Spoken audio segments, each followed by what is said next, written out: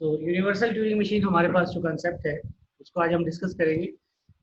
Limitation with respect to जो Turing machine है और हमारा जो प्रोसेसर है, सिंपल पर्सनल कंप्यूटर है, उसमें लिमिटेशन ये होती है कि ट्यूरिंग मशीन जो है वो हार्ड वायर है, एक प्रोग्राम है, एक ही चल सकता है। ए एन बी एन क्या है, तो वो ए एन बी एन सी को कंप्यूट नहीं कर सकता, वो सिर्फ ए एन बी एन के लिए ही बनाया गया है। हार्ड वायर का कंसेप्ट है किसी को?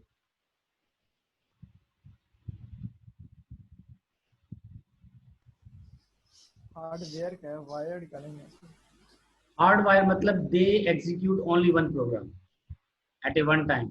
आपने ये जो सर्किट होते हैं हमारे पास, शॉर्ट सिंपल सर्किट होते हैं, वो एक प्रोग्राम को चला रहे होते हैं, मल्टीपल प्रोग्राम चलाने की कैपेसिटी उसके अंदर नहीं है। जैसे वॉशिंग मशीन का प्रोग्राम है, अगर वो एक ही प्रोग्राम है जो आप उसके अंदर स्टोर करते हैं, वो हार्डवायर है। अगर आप ऑटोमेटिक वॉशिंग मशीन अगर देखें जो है, उसके अंदर मोर देन वन प्रोग्राम में स्टोर नहीं होते, एक ही प्रोग्राम है।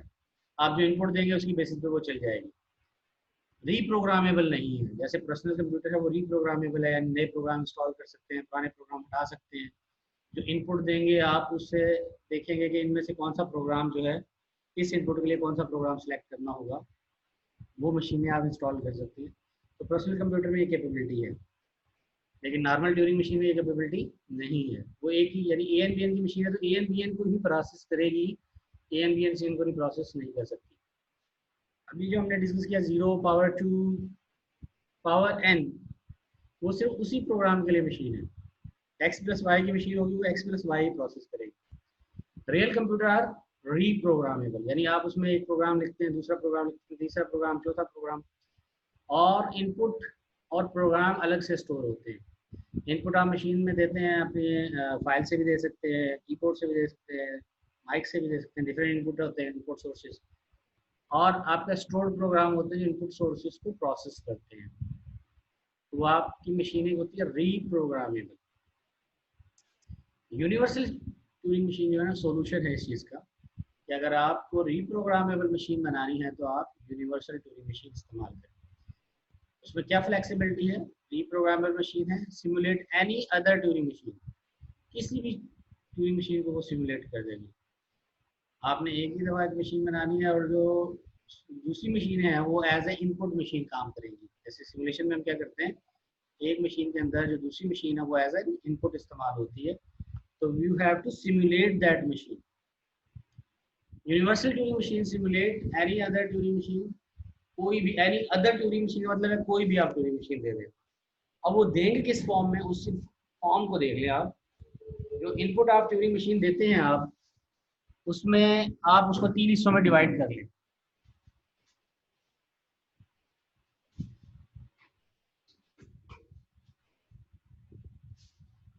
तीन हिस्से क्या होंगे? एक तो होगी डिस्क्रिप्शन ऑफ मशीन,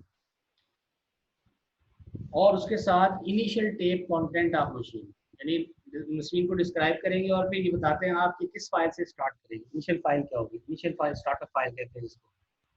पूरी मशीन की डिस्क्रिप्शन है, लेकिन आप स्टार्ट स्टेट जरूर देते हैं। जैसे हम अगर प्रोग्रामिंग की बात करें तो प्रोग्रामिंग में कहते हैं हर प्रोसेस जो है वो मेन प्रोग्राम से स्टार्ट होता है। मेन फंक्शन चलेगा तो वो बाकी फंक्शन को कॉल करेगा, ऑब्जेक्ट्स क्रिएट करेगा, उन ऑब्जेक्ट्स के मेथड को इन्वोक करेगा, उनकी एग्जीक्यूशन करेगा, रिटर्न करेगा, व्हाटसोएवर। तो एक तो हमारे पास डिस्क्रिप्शन हो प्रोग्राम की, दूसरा उसकी इनिशियल टेप कंटेंट हो के इनपुट क्या होगा। उसको हम 3 हिस्सों में डिवाइड कर लेते हैं, 3 टेप्स। यूनिवर्सल ट्यूरिंग मशीन को हम 3 टेप्स के ऊपर लेके आते हैं। अब आप समझ रहे होंगे, मैं यहाँ से आपको एक हिंट भी दे रहा हूँ कि मुझे वेरिएंट ऑफ ट्यूरिंग मशीन पढ़ाने का ऑब्जेक्टिव एक ये भी था कि मैं आपको ये मल्टी टेप वाला कॉन्सेप्ट बता सकूँ। यूनिवर्सल ट्यूरिंग मशीन में हमारे पास 3 टेप होंगी। एक टेप के ऊपर स्टोर करेंगे हम डिस्क्रिप्शन ऑफ मशीन एम, दूसरी टेप पे स्टोर करेंगे हम कंटेंट ऑफ टेप्स और कंटेंट ऑफ दैट मशीन। दूसरी टेप पे सिर्फ कंटेंट्स होंगी, उसके अंदर डेटा क्या है। और तीसरी टेप या तीसरी जो टेप होगी उसके अंदर हम स्टेट्स को स्टोर करेंगे। अब किसी प्रोग्राम के लिए आप यूँ समझें, एक तो प्रोग्राम है कि वो एग्जीक्यूट क्या होगा, यानी एक्चुअली कोड है, उसका प्रोग्रामिंग का कोड है। दूसरा उस कोड को प्रोसेस क्या करेंगे, और तीसरा इस वक्त वो किस स्टेट पे है, यानी कितना प्रोसेस हो चुका है और कितना रहता है, ये भी हमें याद रखने की ज़रूरत है। तो जब वो एग्जीक्यूट करेगा रन टाइम में, तो वो स्टेट्स की फॉर्म में एग्जीक्यूट करता है। नहीं, हम बताते हैं कि इस स्टेट से दूसरी एक स्टेट Q1 से Q2 पे जाएंगे, Q2 से Q5 पे जाएंगे, Q5 से Q10 पे जाएंगे। तो ये भी हमारे पास ट्रांजिशन की शक्ल में भी एग्जीक्यूशन फॉर्मेट मौजूद होता है आपके मशीन में। तो ये मशीन हमारे पास 3 शेप्स में मौजूद होगी, इन 3 पार्ट्स में मौजूद होंगी। कौन सी? Description of machine, content of the tape and state machine, states of machine. Description में क्या होगा सर? डिस्क्रिप्शन में हम बताएंगे जैसे ए एंड बी एन की मशीन है ना, तो हम ये बताएंगे कि वो मशीन किस चीज़ की है। अब ए एंड बी एन की मशीन में आपने लेट्स सपोज स्टेट्स यूज़ किए Q1 Q2 Q3, आपके दूसरे क्लासमेट ने यूज़ किए A B C, तीसरे यूज़ किए हैं M1 M2 M3। स्टेट्स तो कोई भी हो सकती है ना नाम उनके। तो वो जो स्टेट्स के नाम है वो आप रखेंगे टेप 3 पे, और वो स्टेट्स जब इनपुट पे आउटपुट चेंज का होता है वो रखेंगे आप टेप 1 पे। और क्या इनपुट है एक्चुअली लैंग्वेज, यानी लैंग्वेज ऑफ मशीन, वो रखेंगे टेप 2 पे। इसकी एग्जांपल करवाता हूँ मैं आपको, और ज़्यादा क्लियर हो जाएगा। पेन ले लेता हूँ यहाँ से। तो देखें, पहले आप प्रोग्राम को समझें। डिस्क्राइब करते हैं हम इसमें सिंबल्स के अंदर मशीन को। अब डिस्क्राइब में हम कहेंगे, देखें इनपुट क्या होता है, व्हाट इज इनपुट। कहीं हम देखा होगा आपने NF DFA बनाया था, कहीं हमारे पास लैंग्वेज होती है सिग्मा 01, कहीं होती है AB, कहीं होती है ABC, कहीं होती है ABCD, ऐसे ही है। सर इनपुट क्या होता है, व्हाट इज इनपुट? जो कुछ भी data. Sigma, data what is input? Insert कर। अच्छा देखें, हमारा जो कंप्यूटर है, पर्सनल कंप्यूटर, उसका सिग्मा क्या है? 10। कुछ भी हो सकता है। 1। बाइनरी मशीन है ना हमारी, अच्छा हाँ सही है। हमारी हार्डवेयर किसको समझती है? 0 1 को, बाइनरी को समझती है।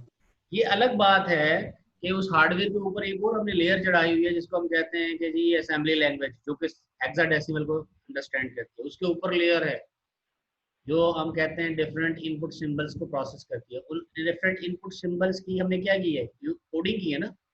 आस्की क्या है? आस्की कोडिंग है, कोडिंग स्कीम है। आप कहते हैं ए का कोड क्या है? 65 97 92, ये का कोड है ना आपके इनपुट अल्फाबेट के। तो उन इनपुट अल्फाबेट को आप किस में करते हैं? कोड करते हैं। ए का कोड, कैपिटल ए का कोड क्या है? आस्की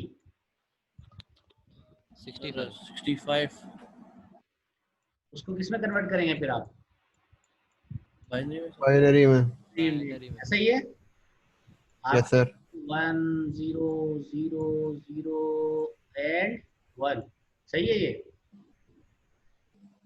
सही होगा सर। आप बताए ना सही है कि नहीं? सर 8 बिट्स का होता है ना ये तो। हाँ सर। एक और 0 लगा दूं, यहाँ भी 0 लगाऊं? Yes sir.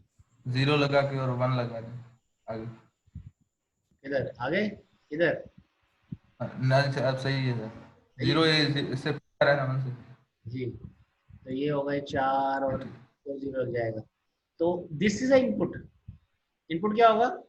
जब मैं कीबोर्ड से प्रेस करूंगा ए कन्वर्ट होता है कोडिंग में, कोड 65 है इसका, जो हमने डेसिमल में रखा हुआ है। डेसिमल कन्वर्ट होता है बाइनरी में। मशीन अंडरस्टैंड करती है ये बाइनरी। तो मशीन की जो डिस्क्रिप्शन है वो हमें कोडिंग के अंदर डालनी होती है। तो we describe Turing machine M as a string of symbols. We encode M as a string of symbols. अब इनकोडिंग आपको जनरेट करनी पड़ती है। जैसे आपने कहा यार आस्की, आस्की क्या कोडिंग है कि 65, आपने बताया 65 कोडिंग है किसके अंदर? आस्की स्कीम के अंदर। ठीक है। अच्छा जी अब्दुल्ला ये बताओ ये क्या है क्या सर? जो मैंने लिखा है सिंबल? सर ये वो ब्लैंक सिंबल है ना, जहाँ पे आप इनपुट में ब्लैंक सिंबल जो देते हैं, ये वो वाला सिंबल है। तभी लगा दिया हमने। क्या? नुक्ता भी लगा दिया ना अभी तो। ये अच्छा वैसे उर्दू में बे है सर ये। ये बे आस्की में होता है। सर सर ASCII में तो नहीं है होता सर, है वो होता है। इंटरनेशनल में है सर, वो यूनिकोड नहीं नहीं में होता यूनिकोड में है सर। है। नहीं होता। उर्दू जब हम यूनिकोड टाइप करते हैं सर तब वो उसके पीछे इन्होंने किया होता है, लिखा जाता है वो। ASCII में नहीं है, यूनिकोड में है सर, लैंग्वेजेस का 64 यूनिकोड में लैंग्वेज है। सर। क्या हुआ, इसके लिए अलग कोडिंग स्कीम बनानी पड़ेगी, समझ में आ रही है? Unicode sir. तो आपकी जो लैंग्वेज है इंग्लिश लैंग्वेज, उसके लिए तो आपने आस्की बना दिया, American standard for code information interchange. फिर आपने कहा यार ये डी है, ये जीम है, ये डेटर के लिए डे है सिंधी का, ये चाइनीज की लैंग्वेज है, जापानीज के कैरेक्टर है, इनको किस में डाले? तो इन्होंने क्या बनाया फिर, कौन सी कोडिंग बनाई? यूनिकोड। यूनिकोड। तो ये यूनिकोड, ये कोडिंग हमने बनाई है मशीन को समझाने के लिए। हमने कहा यार यूनिकोड का ये करैक्टर होगा, ये करैक्टर कन्वर्ट होगा किसमें, बाइनरी में, ऐसे ही है। तो इस तरह से मशीन को हमें इनकोड करना पड़ेगा as a string of symbols. Yes sir. अब वो स्ट्रिंग ऑफ सिंबल्स जनरेट कैसे होती है? वो कोई भी लॉजिक बना सकते हैं, जैसे किसी ने 65 कोड दिया है, उसने तो लॉजिक रखी होगी बैकएंड पे, उसने शुरू में ये रखा गया, शुरू में आप 1 2 3 रखी है, उसकी कोडिंग है, फिर स्पेस की कोडिंग है, फिर शिफ्ट की कोडिंग है, एंटर की कोडिंग है, डबल कोट्स की, सिंगल कोट्स की, सेमी कॉलन की कोडिंग बनाई ना उसने।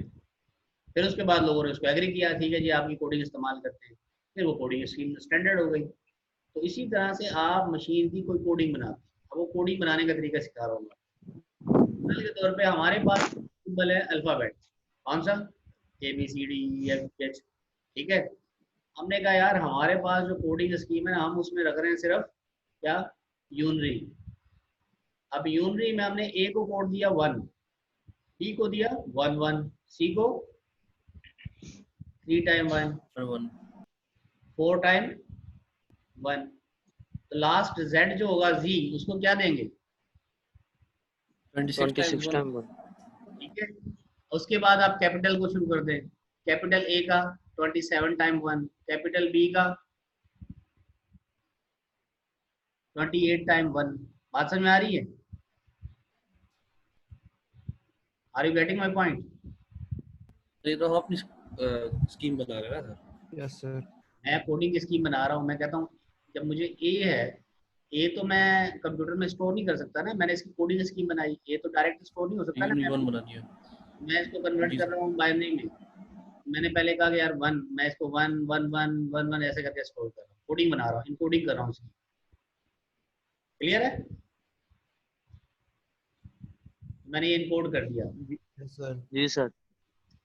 अब ये इनकोड कर दिया मैंने, लेट्स सपोज मेरे पास सिग्मा था A to Z, तो मैंने इस तरह से इनकोड कर दिया, सिंबल्स को इनकोड कर दिया। उसके बाद मैंने कहा यार आपकी स्टेट्स भी होती है मशीन की, है ना, Q1 Q2 Q3। प्रोग्राम को जब स्टोर करेंगे क्या करेंगे? स्टेट्स में करेंगे।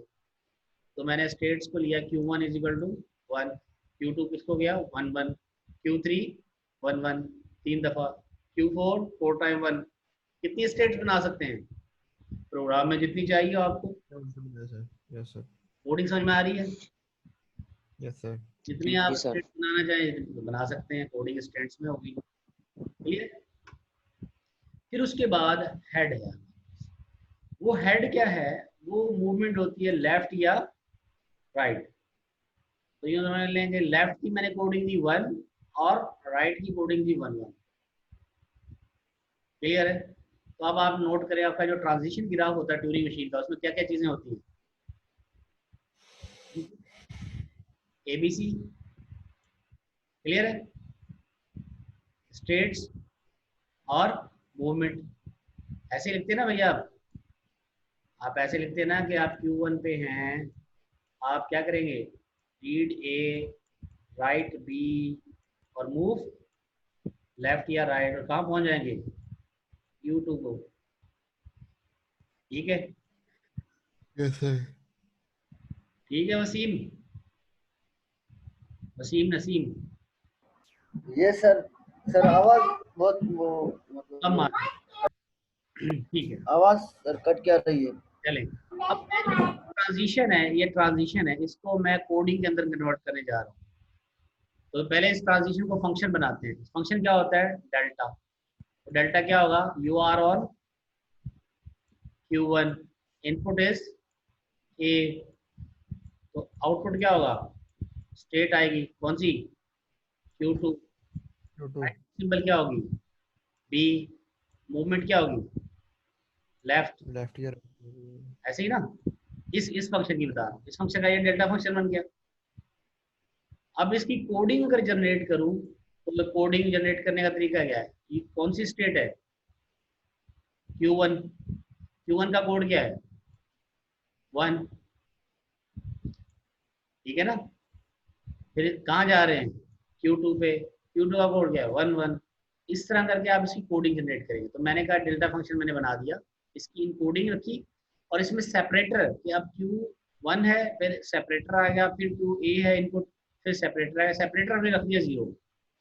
तो you are on state Q1 तो 1 आ गया, फिर सेपरेटर 0 है, इनपुट सिंबल ए का कोडिंग क्या है 1, सेपरेटर 0, फिर क्या होगा Q2 1 1, separator 0, B 1 1, separator 0 and L left.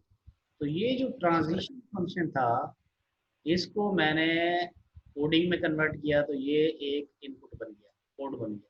Sir ये अब 1 1 आपने Q1 का भी रखा हुआ है और B का भी सॉरी Q2 का भी 1 1 है और B का भी 1 1 है। तो अब PC को कैसे पता चलेगा, हम कोड तो सेम है, कि अब ये B कंसीडर कर रहा है या फिर Q2 कंसीडर कर रहा है यहाँ पे? आप इसको लॉजिक रखेंगे, आपका पहला क्या होगा, फर्स्ट थिंग स्टेट, फर्स्ट होगी। दूसरा इनपुट रीडिंग सिंबल, अच्छा सही है।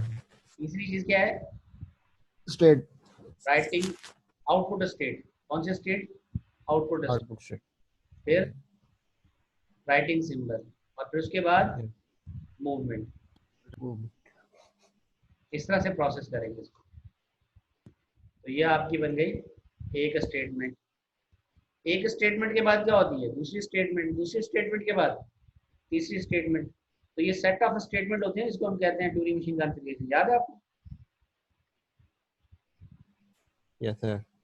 ये सेट ऑफ डेल्टा फंक्शन अगर हम कंबाइन कर दें कि इसके बाद डेल्टा फंक्शन ये आएगा, 1 के बाद 3 आएगा, 3 के बाद डेल्टा फंक्शन 5 आएगा, उन फंक्शंस को हम लेके चलते हैं और कहते हैं यहाँ तक चला तो ये QF पे पहुँच गया, लिहाजा ये पार्ट ऑफ द लैंग्वेज है। और ये अगर 1 के बाद 2 आया, 2 के बाद 4 आ गया, 4 के बाद 6 आ गया, 6 आके हैंग हो गई मशीन, ये पार्ट ऑफ लैंग्वेज नहीं है। ऐसा ही है ना। तो हमें स्टोर क्या करना होता है, वो जो पार्ट ऑफ लैंग्वेज है, other than that not part of language. तो हमें वो इनपुट स्टोर करना है जो एक्सेप्ट करेगा, जो एक्सेप्ट नहीं करेगा उसे मुझे स्टोर करने की ज़रूरत नहीं है। यानी मेरी जो, अगर मेरे पास फोटोशॉप की फाइल है तो वो अगर मेरे पास फोटोशॉप इंस्टॉल होगा तो खुल जाएगी, अदरवाइज नहीं खुलेगी। नहीं ऐसा ही है जी सर। तो ये डेल्टा ट्रांजिशन फंक्शन है, इनको मैंने स्टेटमेंट में कन्वर्ट कर दिया। ये डेल्टा ट्रांजिशन फंक्शन था और इसको मैंने कन्वर्ट कर दिया स्टेटमेंट। कोई कंफ्यूजन यहाँ तक? करना आएगा सबको? ये करने वाला काम है, कर लेगा ना, ये तो आसान काम है। सही है सर। Yes sir. मतलब मैं अब आपको इसके आखिर में, आप इस लिहाज से सोचे, मैं आपको जो समझा रहा हूँ ना इस लिहाज से सोचे, मैं इसके आखिर में आपको बोलूंगा असाइनमेंट आपकी ये है कि आपने जो AN BN CN की मशीन है ना, मुझे इसको 0101 कोडिंग जनरेट करके दे। कर लेंगे ना, समझ में आ गई? इस तरह करके आप इसको समझें। कोशिश तो करेंगे सर। तो वो सब ट्रांजिशंस की अलग अलग से होगी ना ये इनकोडिंग? पहले उसका ट्रांजिशन ग्राफ बनाएंगे, उसके बाद इनकोडिंग करेंगे। एग्जैक्टली, ट्रांजिशन ग्राफ बनाएंगे। ट्रांजिशन ग्राफ जो स्टैंडर्ड है उसको यूज करके आप यूज कीजिएगा तो प्रैक्टिस हो जाएगी सबकी, और फिर अपना अपना भी बना सकते हैं, तो उसकी प्रैक्टिस कर लीजिएगा। सही है सर। और मशीन हुआ आपसे बोलो मशीन मशीन जी सर, मशीन जो भी ट्रांजिशन फंक्शन तो सेम ही होगा ना उसका? ट्रांजिशन सेम होगा। मैं ये कह रहा हूँ कि स्टेट जो आपने कोडिंग स्कीम जनरेट की है ना, जैसे Q1 Q2 Q3, तो उसकी कोडिंग स्कीम सेम होनी चाहिए। जैसे ASCII और यूनिकोड जो है ना, ASCII और यूनिकोड 1 बाइट तक सेम है। ASCII 1 बाइट का है, यूनिकोड 2 बाइट का है, लेकिन दोनों 1 बाइट तक सेम है। यूनिकोड जो है वो 2 बाइट का है, तो दूसरा बाइट के अंदर उसकी ये जो आपके कोडिंग है, इंग्लिश, उर्दू, पंजाबी, पश्तो, आपकी अरबी, चाइनीज, इनकी कोडिंग है। लेकिन उससे पहले जो 1 बाइट है उसके अंदर तो कोडिंग दोनों की सेम है, कॉमन है। यूनिकोड में भी 65 कोड होगा, ASCII में भी 65 कोड होगा ए का। क्लियर? तो ये हमने जी सर। ट्रांजिशन फंक्शन कोड कैसे, simple transition function is coded. अब हम आगे चलते हैं, हम कहते हैं चलें जी ये एक स्टेटमेंट है, ये एक स्टेटमेंट के बाद क्या आएगी, दूसरी स्टेटमेंट आएगी ना। ये एक ट्रांजिशन फंक्शन है, ये दूसरा ट्रांजिशन फंक्शन है। एक ट्रांजिशन फंक्शन के बाद दूसरे ट्रांजिशन फंक्शन पे जाएंगे तो इनके दरमियान सेपरेटर लगा दिया हमने डबल जीरो। क्लियर? अब मैप करवा देता हूँ उसको। Q1 इनपुट 1 सेपरेटर, 0 क्या सेपरेटर है, output state Q2, output B movement left. अब देखिए सेपरेटर आ गया, मतलब अब स्टार्ट क्या होगा, initial state Q2, reading symbol B, writing symbol Q3, output state Q3, writing symbol C और मूवमेंट लेफ्ट। डबल 1 आएगा सर। बोले? अगर Q3 में स्टेट सर मूवमेंट तो राइट है तो ना फिर सर? हम ट्रांजिशन Q3 के साथ चार मतलब 4 टाइम्स 1 लिखते हैं ना सर? इसके साथ C के साथ सर Q3 के लिए जी सर, अगर सर यहाँ पर स्टेट C की जगह पर D होती सर तो Q3 के लिए भी नीचे हम सर 4 टाइम्स 1 लिखते हैं ना? एग्जैक्टली, अगर यहाँ पे D होती तो हम 4 टाइम एक और 1 लगा देते हैं सर नहीं, उसके साथ सर Q3 के लिए, जी। Q3 के लिए जो सर हमने, सर इसके लिए भी हम 4 टाइम्स 1 लिखते हैं ना सर? Q3 तो 3 टाइम 1 होगा ना। देखिए स्टेट कितनी है, Q1 Q2 Q3। आपने Q1 के लिए 1 लिखा है, Q2 के लिए 2 दफा 1 लिखा है, Q3 के लिए 3 दफा 1 होगा, Q4 के लिए 4 दफा 1 होगा। ये तो कोडिंग है ना जो हमने जनरेट की थी पीछे। ये देखें हमने यहाँ पे क्या किया था, Q3 की कोडिंग क्या है, ठीक है सर, सही है, सही है, Q4 की 4 सही टाइम। है सर, सही है सर, सही है। ठीक है, तो ये Q4 सर? की जी। सर यहाँ पे सी के बाद हम राइट जा रहे हैं तो राइट के तो 4-1 होंगे ना सर, क्योंकि राइट तो डी की तरफ जा रहे हैं, 2-1 लास्ट में। कोडिंग देखें, कोडिंग अगेन कोडिंग, ये कोडिंग राइट के लिए 2 1 है, लेफ्ट के लिए सिंगल 1। सही है सर, ओके। देखिए ये इनकोडिंग मैंने बनाने का तरीका बताया है। आप अपनी इनकोडिंग में ये कह सकते हैं कि यार मैं तो लेफ्ट पे 2 दफा 1 करूंगा और राइट पे 5 दफा 1 करूंगा, ये आपकी कोडिंग होगी। आप कोडिंग स्कीम बता देंगे अपनी, मतलब आप कोई जाके फ्यूचर में क्वांटम कंप्यूटिंग की तरह कोई मॉडल बनाना चाहते हैं और आप कोडिंग स्कीम खुद बताएंगे। ठीक है, नया कोई मैथमेटिकल प्रॉब्लम सॉल्व करना चाहते हैं तो अब मैं ये जो इनपुट बना, ये क्या बन गया, 0 1 0 1 की स्ट्रिंग। क्लियर है? इसको उठा के, यस सर। इसको उठा के अगर मैं डाल दूं टेप 1 के ऊपर तो ये कहलाएगी what, content of universal to machine. Tape 1 की कंटेंट ये हो गई। अब आप याद करें टेप 1 पे क्या था, डिस्क्रिप्शन ऑफ मशीन, याद है? जी सर। अब क्लियर हो गया कि डिस्क्रिप्शन का मतलब क्या होता है। जी सर, अब समझ आ गई सर। डिस्क्रिप्शन का मतलब है, ये बताते हैं आप कि आपकी मशीन में कितनी स्टेट्स हैं, Q1 से Q2 पे जाने के लिए क्या इनपुट पे क्या आउटपुट आता है, क्या आउटपुट पे क्या मूवमेंट होती है, वो सारी डिस्क्रिप्शन आपने कोडिंग के अंदर की और कोडिंग के अंदर करके आपने डाल दी टेप 1 के ऊपर।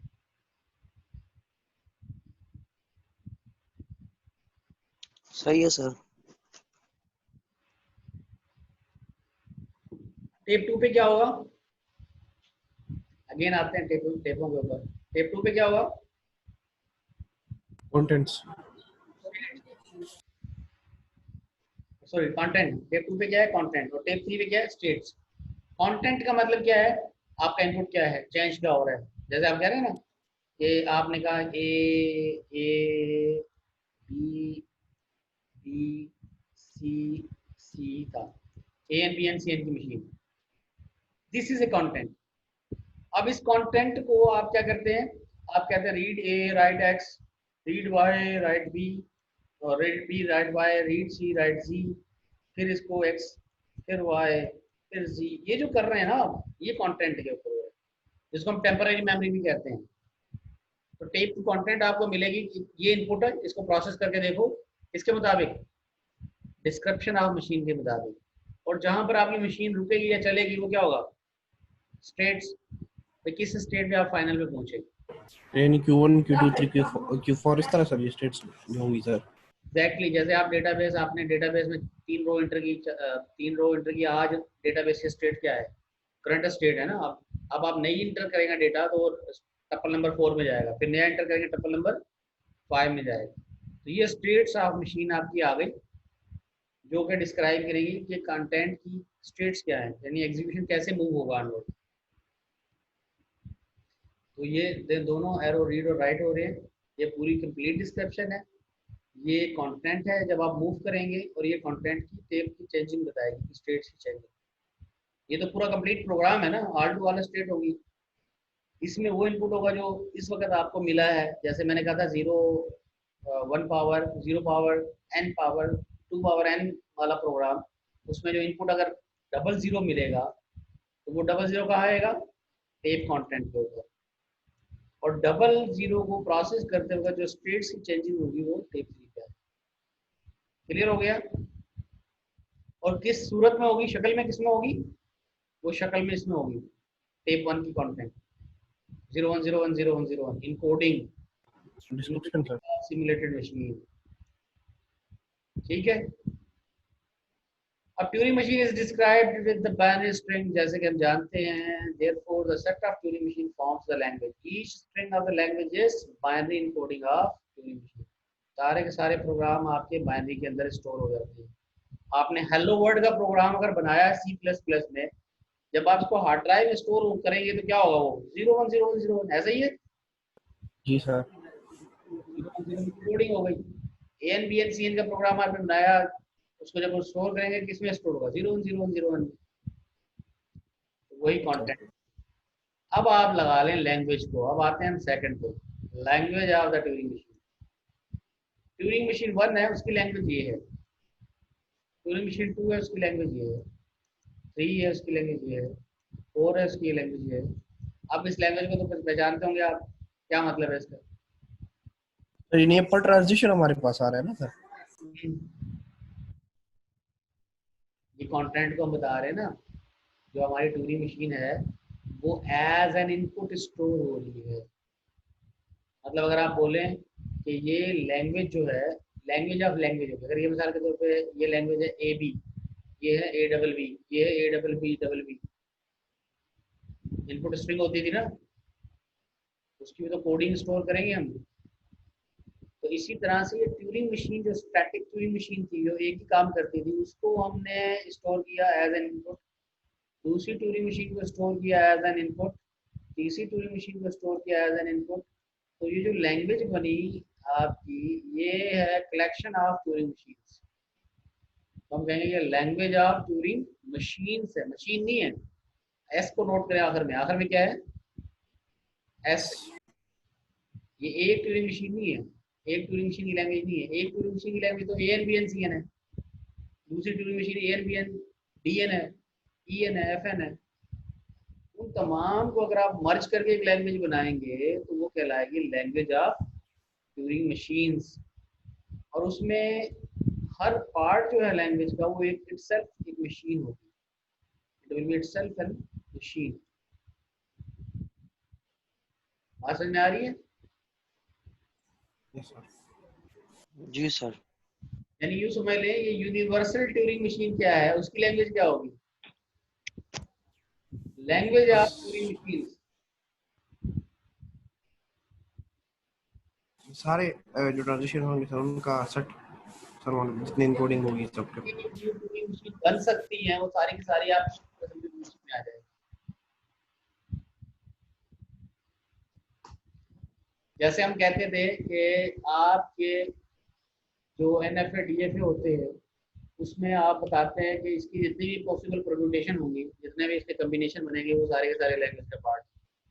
इसी तरह हम कहेंगे कि लैंग्वेज ऑफ ट्यूरिंग मशीन्स को हम कंबाइन करके एक लैंग्वेज बना दें तो वो लैंग्वेज ऑफ दैट UTM बन जाएगी। क्लियर है यहाँ तक? Yes sir. कोई कंफ्यूजन, कोई क्यूरी किसी को?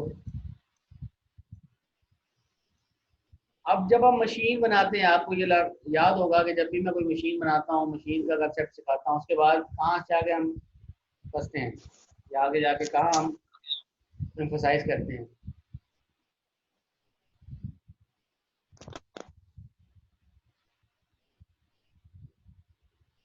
हेलो, अटेंडेंस सुने जी। Daniyal Qureshi, yes sir. पास। अरे अटेंडेंस में लगाऊं तो ना सिस्टम याद आ यार।